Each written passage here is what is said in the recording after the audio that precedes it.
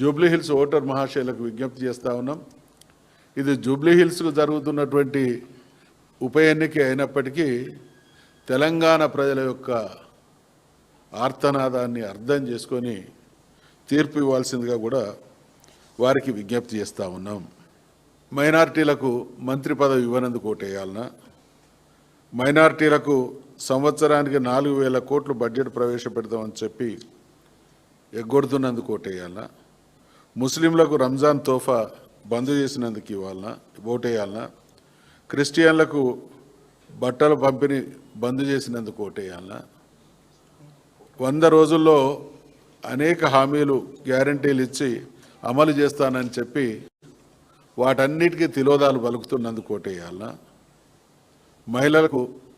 free bus అంటూ bus ఛార్జీలు అడ్డగోలుగా పెంచి మిగతా వర్గాలను బాధితులను చేస్తున్నందుకు ఓటేయాలన్నా,